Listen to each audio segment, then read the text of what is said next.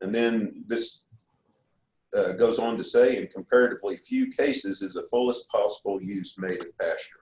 And this could be something that Alan Savory may have said in the 80s, or Alan Nation, you know, here more recently in his magazine. But, you know, this one came from the Yearbook of Agriculture in 1922. So we've been talking about this for a considerable amount of time. You know, and when we start looking at different grazing systems, you know, like I said, we can make it complex as we want, or, you know, get it fairly simple for that. So today I'm going to talk about continuous versus rotational grazing, and try to get into some of what I feel are the important parts. And then you know, there's people will have different opinions on what the, you know, some of the minutiae of the management of different systems and some of that, and what some of the benefits are. But I just wanted to start out, you know, looking at grazing management. And when we look at continuous grazing, the biggest strength of a moderately stocked, continuously grazed system is diet selection. The animal has the entire area, the entire pasture, to select the plants, the plant parts, the part of the pasture for the highest quality diet that, you know, as a cow she can harvest, or as a stocker steer he can harvest.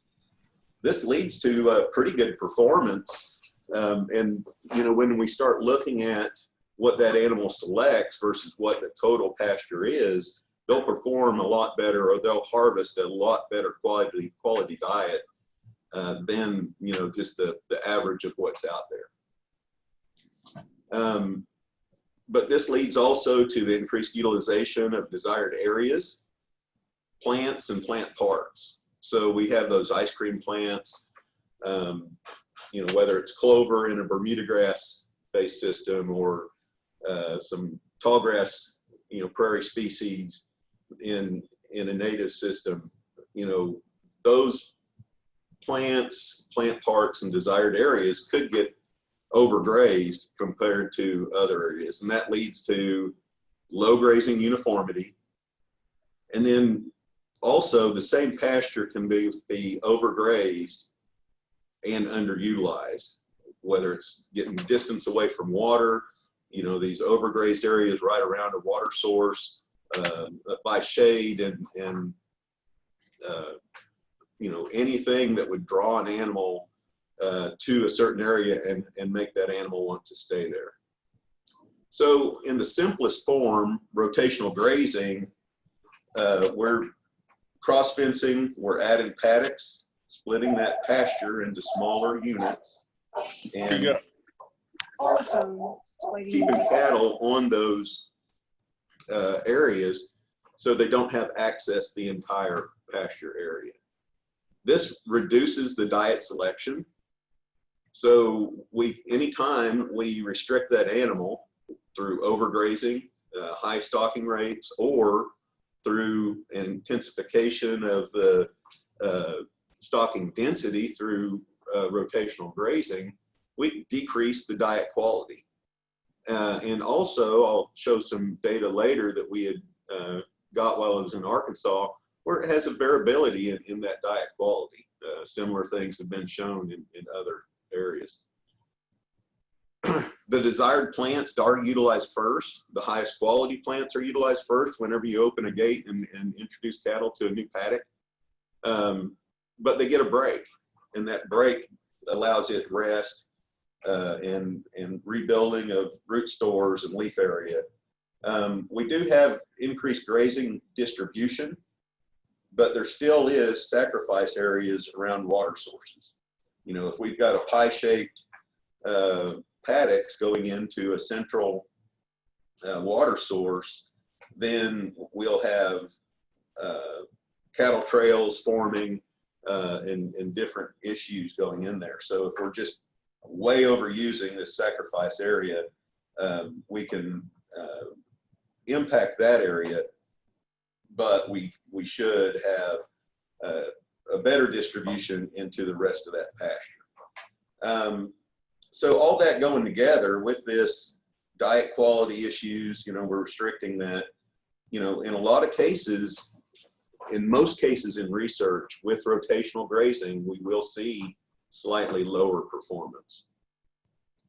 So when we start looking at improved grazing and production management, a friend of mine, he made this quote: continuous grazing leads to poor utilization of forage, fertilizer, and land.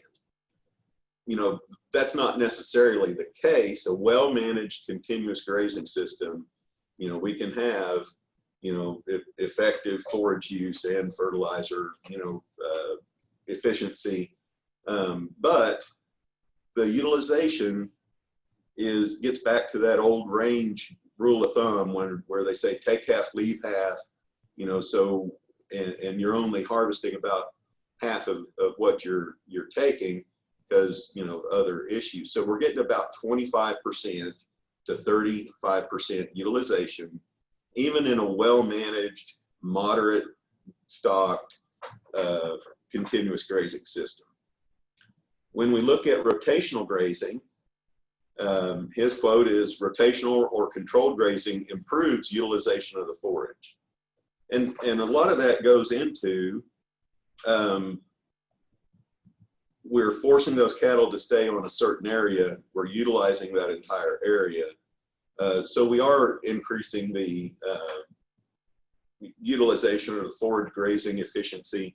But in doing that, if we can turn cattle into a paddock at the proper maturity, depending on that forage, and remove cattle from that paddock before it gets grazed too short, then we can have a very good water use efficiency, fertilizer use efficiency, and land use efficiency. And as we increase the intensity of our rotation, we can go up to 50 or say even 75% grazing grazing efficiency without impacting the quality of pasture. Here's the just some rules of thumb. When we are at a continuous grazing, we have infinite number of grazing days. So as long as those cattle are out, they have access to the entire pasture. The rest for since the animal can select any area or any plant, the rest effectively is zero. And utilization, we're going to say, is right at 30%. If we increase that to 4 paddocks, have a very simple system, we'll go out there once a week and we'll move our cows. We have 21 days of rest. We increase the utilization of that pasture, quite a bit, 10 percentage units or by 30%, but we're only up to about 40%. If we split those paddocks again into 8 pastures, our grazing days, we should try to keep it, depending on the growth stage and a lot of those details in this system, 3, maybe 4 days per paddock. We're looking at about 21 to 24 days of rest between, and our utilization jumps up to about 50%. We intensify it even more. We can look at 12 paddocks. We're looking at 2 days of grazing and about 22 days of rest, and that gets us up to about 65%. And then if we get up to 24 or more pastures, we can, that's where we can graze 1 day, and move them to the next paddock. We're going to keep those cows moving and get about 23 days rest or more, depending on the number of paddocks we have. And then we get to that utilization of about 75%. Paul, can I interrupt you for a second? Yes. Excuse me. I forgot to mention that as folks have questions, just go ahead and type those in that. Just click on chat and type it in the chat, and we'll get those to Dr. Beck towards the end. I just want people to be thinking about their questions. questions as you were talking, Dr. Beck. Go ahead. Yes, thank you. So, with that increased utilization, and I've already said this, we have some trade-offs, and that gets into some of that diet selectivity. Here's some data from a or the total digestible nutrients across an entire late spring and early summer grazing period for a research trial we had in Arkansas, where we were looking at multiple fertilizer levels in comparison to either clover interseeded into the Bermuda grass or alfalfa interseeded into the Bermuda grass.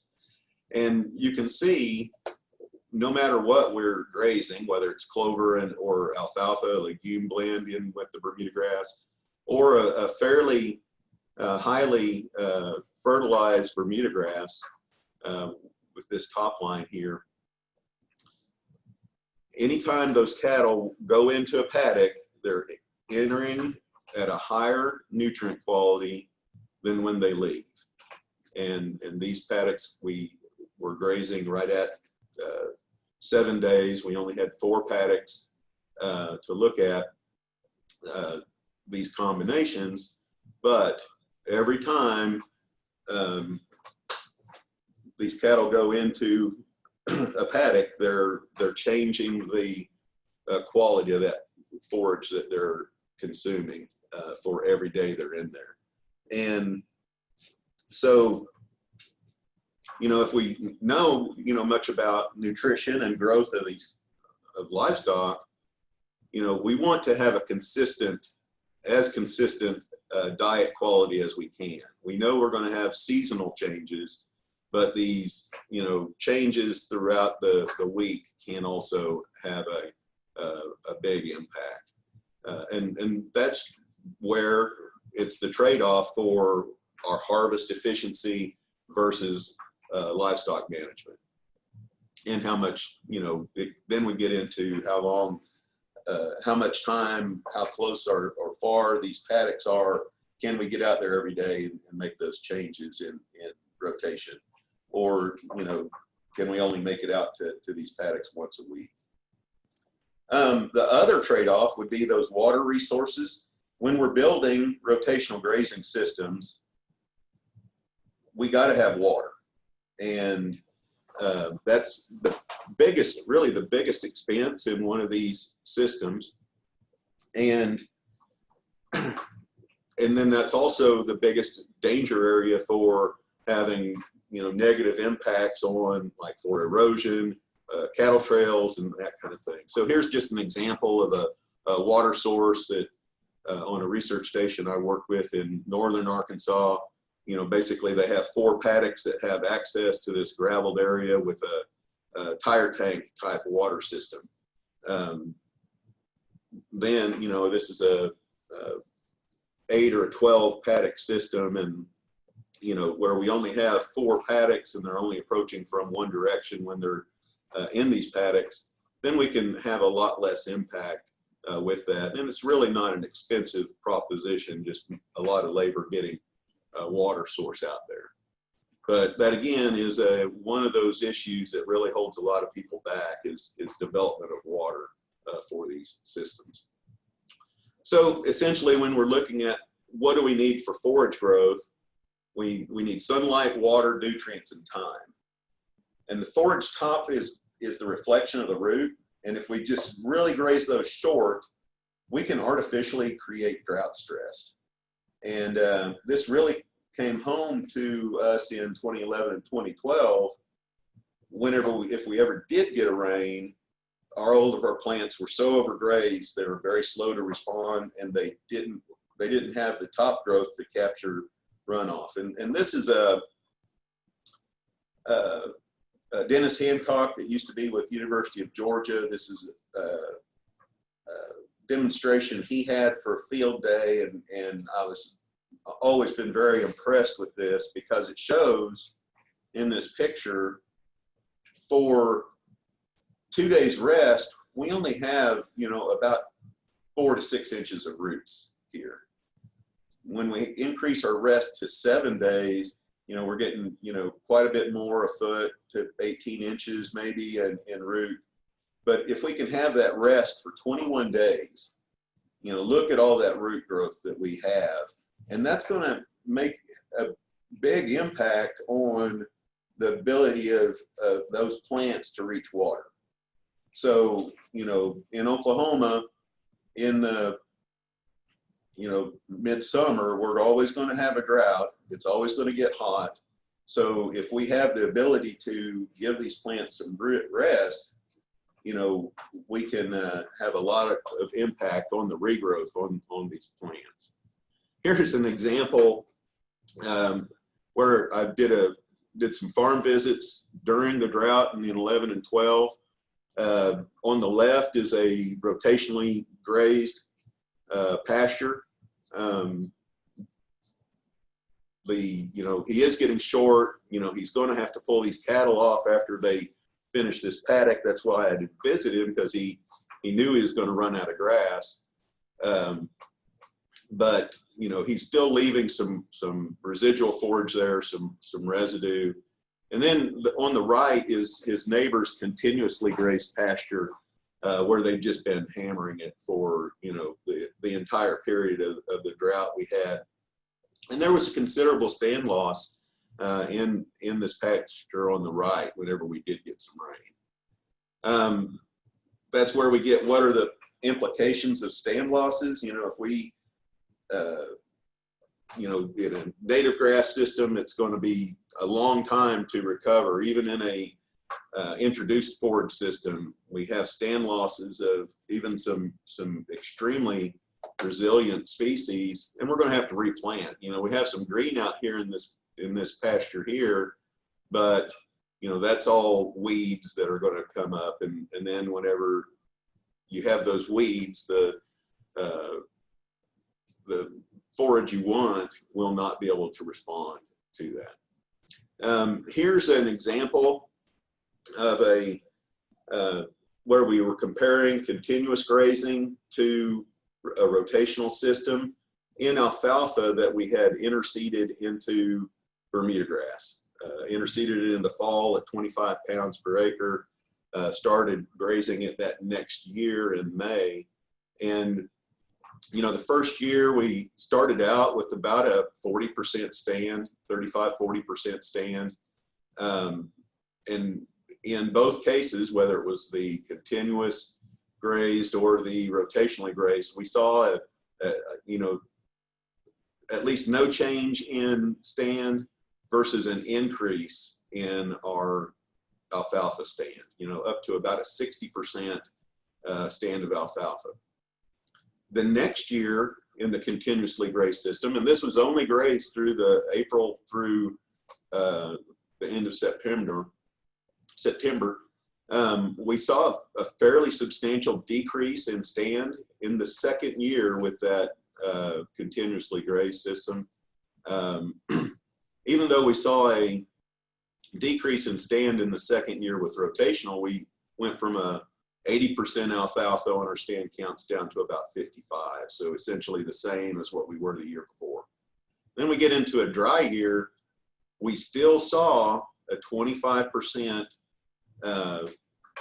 alfalfa stand where we were rotationally grazing compared to a 10% alfalfa stand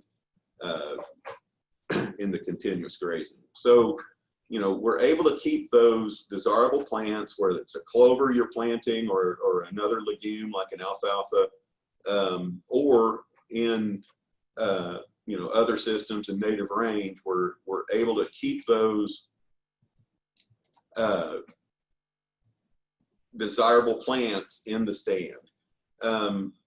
One example I see around here quite a bit is we have Johnson grass in all of our bar ditches, but we don't have any of it in any of our pastures.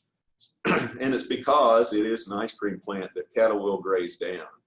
In a well-managed rotational grazing system, we do see Johnson grass in the stand in a lot of these rotational systems. It can work, and that's a good example of where it does. So there's some research that we did in Arkansas, and we were really just looking at rotational versus continuous grazing, and then using that rotational system to be able to incorporate best management practices. Rotational grazing, fall stockpiling of Bermuda grass, and interseeding cool season annuals. Because we have these breaks in the system, we have the ability to pull cattle from a paddock, let it stockpile, and then utilize it later on, or graze it down and then interseed those cool season annuals. Essentially what we had was a continuous that was moderately stocked for that area. It's a 55-inch rainfall area, so acres per cow. We have 2 acres per cow in the continuous versus a moderate stocking rate rotation with 2 inches per cow, or a high stocking rate rotation where we essentially doubled our stocking rate. We fertilized for summer grazing. I have the arrow right here. We did fertilize for summer grazing in June in all of those, but on the rotational grazing, we did do rotational grazing, we did stockpile Bermuda grass, and we did interseed cool season annuals. Now, some of the take-homes we have here are, we saw a decrease in cow body weight whenever we increased the stocking rate, which we'd expect. We saw a decrease in body condition score with that. But we also saw a more substantial decrease in weaning weight. Those cows that were on continuous grazing, they could access the best quality pasture at all times. They weaned off steers and heifers at an average of 5 1/4. With the same stocking rate, just using rotational grazing, we decreased weaning weights by about 20 pounds. And when we doubled the stocking rate, anytime we increase stocking rate, we're going to decrease performance even more. So, you know, quite a lot lower animal weaning weight, but our weaning weight per acre nearly doubled because we doubled our stocking rate. The other thing we were able to do is decrease hay feeding days from 106 down to 14, or right at 40. With our rotational grazing. You know, we're stockpiling Bermuda grass and strip grazing that, and then utilizing the cool season annuals. So a lot less harvested forage in that system. Then we were also able to harvest some hay off from those paddocks as well. So, you know, you might say we over-fertilized for summer grazing, but, you know, we were able to harvest hay from those too. So essentially, it takes competition, time, and rest.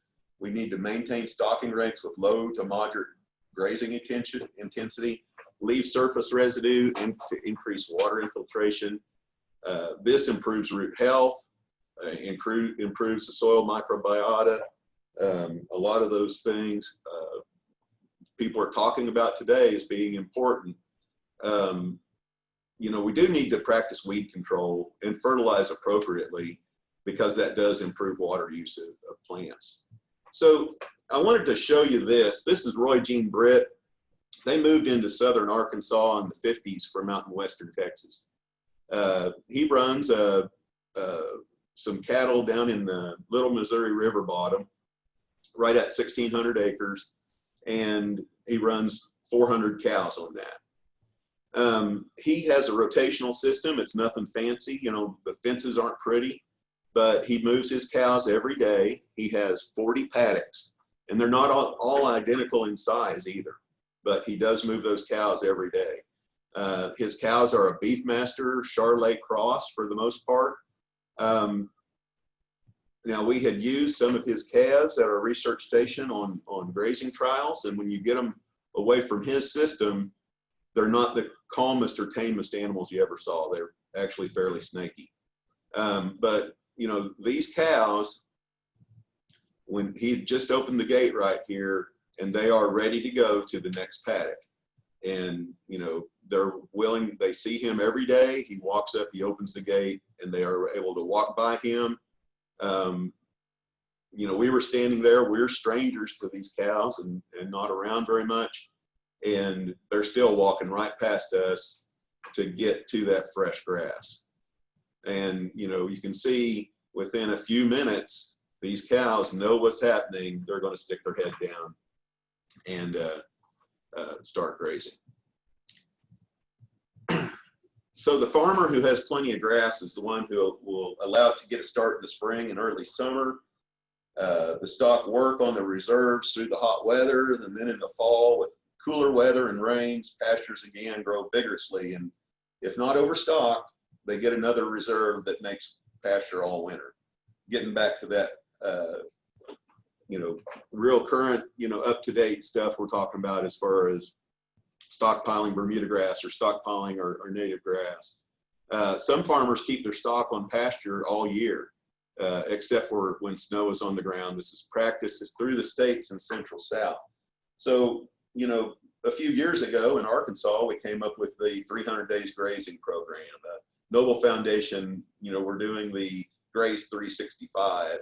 And, you know, so that's the, you know, current, we can manage this for year-round grazing. And, you know, this came from the Southern agriculturalists in 1918. So it's not new. It's somewhat reinventing the wheel. And it's really not complicated. Something you can start simple and work into it and make more complicated. So with that, I believe I'm about out of time. I would like to have Dave introduce the questions, and I'll try to answer any questions you have while you're answering those. All right, so I've initiated the poll. Somebody pipe up and tell me if you can see those. We can see, I can see them. Okay, okay, good. We do, Dr. Beck, we have a couple of questions in the chat. I typed this first one, and we hear a lot about soil health associated with these managed intensive systems. You mentioned that briefly just a minute or two ago, but I'd be curious, is your take, number one, what is soil health? And secondly, how do these systems influence soil health over time? These two. So to me, soil health is, you know, diversity. We can infiltrate water because we have organic matter and the, you know, aggregate stability that a lot of times we talk about in no-till systems, you know, where we've got big aggregates that will let water into the soil. It's not sealed off, you know, and, you know, the simplest measure of that would be just the soil microbiota and the diversity of that microbes, and that diversity and health makes it to where our plant diseases aren't as big a problem, and because those systems will, you know, help police themselves. But it's a very good question, and there's really not a simple answer, you know, as far as what soil health is. But, you know, when we start looking at those roots that are able to grow down into the soil, you know, that part of that gets into the health and active microbe in that. Yeah, okay. Well, I'm sure that's exactly right. There are no simple answers. It's a complex system, but good response as far as I am concerned. Question number two here: would the cattle performance gradually improve over time, given the forage rest in between grazing? Parentheses, allowing the native tall grasses and legumes to recover between grazing. Did your research show this? So my take on that question, Dr. Beck, if I can summarize it, is with the gradual improvement in A, soil health, and perhaps B, quality of nutritive value of the plants out there, overcome the declining animal performance issue. Yeah, so the the most powerful part of, or one of the more powerful parts of rotational grazing is the ability to increase the, some of your plant diversity, increase the quality of a lot of those plants in places where clovers or other legumes are not as competitive. We're not in Kentucky, and we can't, it's real hard to keep clovers and legumes, other legumes in a stand. With rotational grazing, we can increase the quality of the diet through, introducing some higher quality species. With range, it's really hard to find research. We don't conduct research over 50-year period. The changes, the incremental changes in native rangeland, just through its natural cycling, is very slow. And to get these to come back and increase quality through plant diversity is going to be a real long-term process. And there's not been, to my knowledge, research that shows an improvement in range quality in the time frame where they were looking at these rotational grazing trials. Yeah, we're lucky to find experiments of 5 to 10 years in length, let alone 50. Yeah. Dr. Beck, another question. I assume different grasses need different rest periods. Can you make a comment on your experience with this? So whenever we're looking at a lot of our introduced warm season grasses, Bermuda grass, it's, our old rule of thumb, everybody all knows, 28 days between hay cuttings to get our, best trade-off between quality and yield.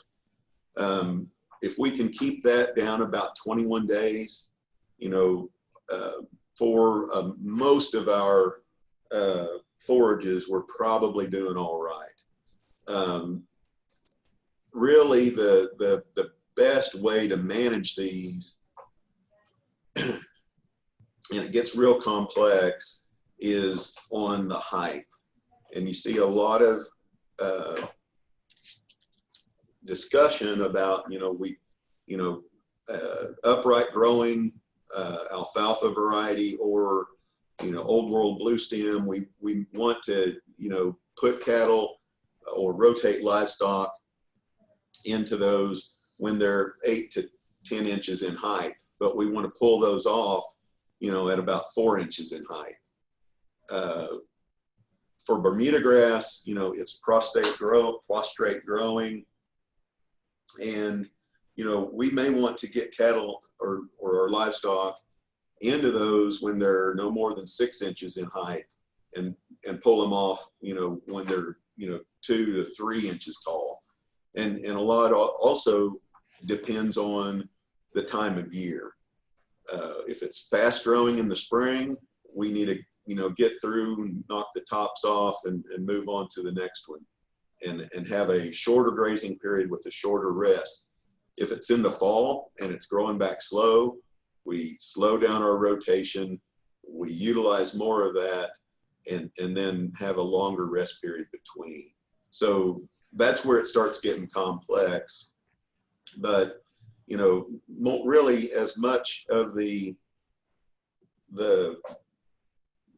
rest periods and a lot of that, is really dependent on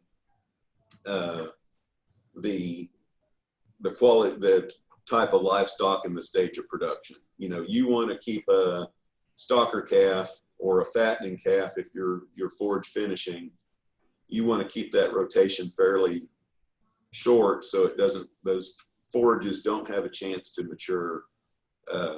And a cow, it can rest 35, 40 days, and they'll still be fine. Excellent. All right, I'm sharing the poll results. Dr. Beck, if you want to make a quick comment on that, it's about time for us to wrap it up here, but I thought I'd give you a chance to respond to the results from the poll. So the first question, what would you consider the biggest or the best reason to utilize rotational grazing? We had fairly even response. There's ability to include other management practices to extend the grazing season. It was really close to the increased harvest efficiency to increase stocking rates. One of my favorites would be this second one, but also I always say, having these higher quality plants using a legume, but very few people agreed with me on that. What reason best describes why you may not have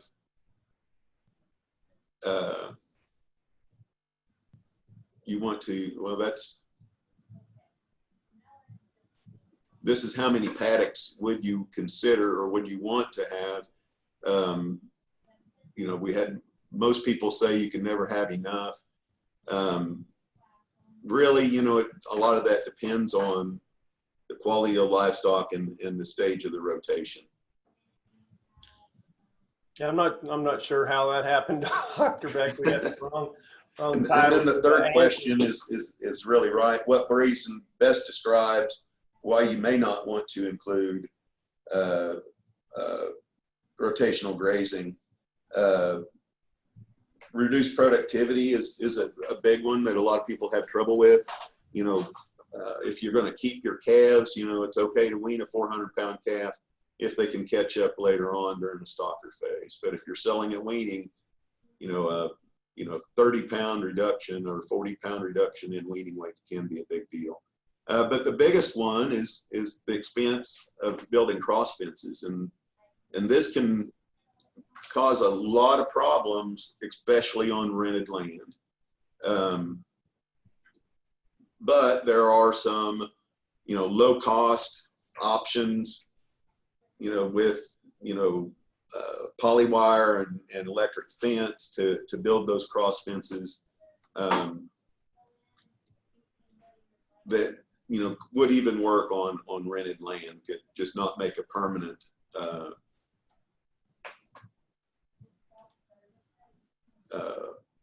fence in those so you can pull them up. And I thought my perception was the time required to go out and move cattle all the time would have been a much bigger detriment to utilizing rotational grazing, especially as we start getting spread out in a lot of these operations. We're driving, from one farm to the furthest farm in the operation. It may be 30, 40 miles. That is a lot of time and a lot of expense in these systems. One of the things I never mentioned, but whenever we do make it out to that furthest farm away from us, we don't have to drive over an entire 300-acre pasture to find those cattle. We know which paddock we left them in and which paddock they're going to go into next. So it's a lot easier to find cattle if they're not spread all over the entire area, which does work into some of those animal management factors that rotational grazing really does help with. So with that, that's all I had. All right, very good. Thank you, Dr. Beck. And by the way, I didn't mention either, I don't think that Dr. Beck holds the Dennis Marta White Endowed Chair here in the Department of Animal and Food Sciences. And you're more than welcome to contact any of our area specialists, extension educators, Dr. Beck, myself, our other extension faculty here at OSU. If you've got questions, if you're having trouble finding the correct registration or whatever for the next one, don't be afraid to either pick up the phone, call us, or just send an email to us. Next week, same time, same place, 12:30 Thursday. Dr. Steve Hart from Langston University has got I'd say a lifetime, probably at least a career's worth of experience with multi-species grazing to control brush on a ranching operation. Cerisa lespedeza is another one that's of concern to people, a lot of people, particularly in the northern part of the state. So we're going to have him. We're also hope to have a rancher with considerable amount of experience implementing executing a multi-species grazing program for that very purpose. Inexpensive way to control brush, obviously got some management issues associated with it. And so we're going to let them tell you about their experience and observation next week. Hope you can join us. Thank you for joining us today. Outstanding turnout. Appreciate your questions. Look forward to seeing you all next week. Have a good weekend.